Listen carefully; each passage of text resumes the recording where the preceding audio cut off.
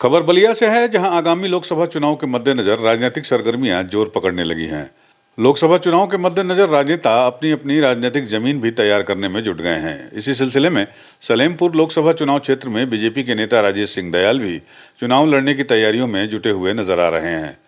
हालांकि अभी बीजेपी से प्रत्याशियों के नाम की घोषणा नहीं की गई है, लेकिन राजेश सिंह दयाल ने चुनाव के मद्देनजर अपनी जमीन तैयार करने की कोशिशें तेज कर दी हैं।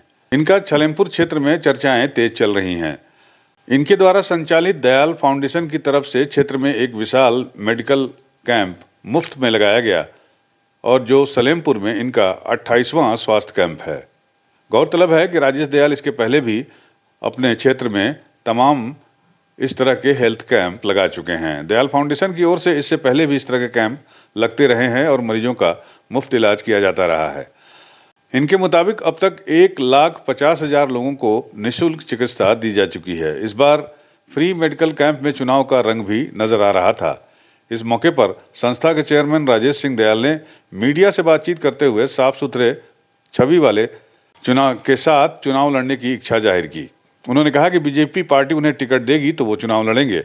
उन्होंने कहा कि पार्टी यदि किसी और को प्रत्याशी बनाती है तो वो उसका भी साथ देंगे। यूपी में बलिया में राजेश सिंह दयाल फाउंडेशन की ओर से निःशुल्क स्वास्थ्य शिविर का कैंप आयोजन किया गया और हजारों जरूरतमंद लोगों का मुफ्त में इलाज किया गया। अभी तक दर्जनों कैंप के जरिए लाखों जरूरतमंद लोगों में मुफ्त इलाज किया गया, उन्हें दवाइयां बांटी गई हैं। इस दौरान बीजेपी के बड़े नेता और सलेमपुर लोकसभा से संभावित प्रत्याशी राजेश सिंह दयाल ने राहुल गांधी के द्वारा यूपी के युवाओं को नशेड़ी कहने वाले बयान पर कहा कि राहुल गांधी खुद चिलम मारकर घूम रहे हैं और इतनी ठंड में टी शर्ट पहनकर घूम रहे हैं और बिना नशा किए हुए ये संभव ही नहीं है। यूपी के युवाओं को इटली के चश्मे से देख रहे, वो खुद नशेड़ी हैं। यूपी का युवा देश को विश्व गुरु बनाने के लिए आगे बढ़ रहा है।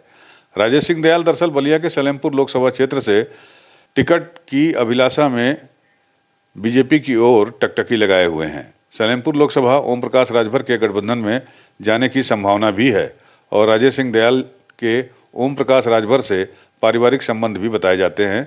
खुद उनकी जुबानी से सुनिए कि राजेश दयाल ने क्या कुछ कहा।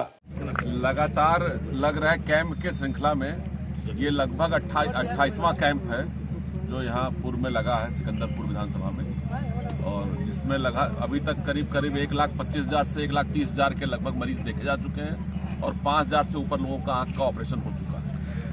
जो शिविर लगता है वो राजेश सिंह दयाल फाउंडेशन की तरफ से लगता है, इसलिए वहां पर राजेश सिंह दयाल फाउंडेशन का ज्यादा लगता है। इसमें पार्टी का योगदान कम रहता है और वो भी जो राजेश सिंह दयाल फाउंडेशन एक फाउंडेशन है जो ये काम कर रहा है, लेकिन उसके जो चेयरमैन है राजेश सिंह दयाल फाउंडेशन के, वो भारतीय जनता पार्टी के प्रदेश संयोजक भी हैं। दोनों मिला के ही काम होती है।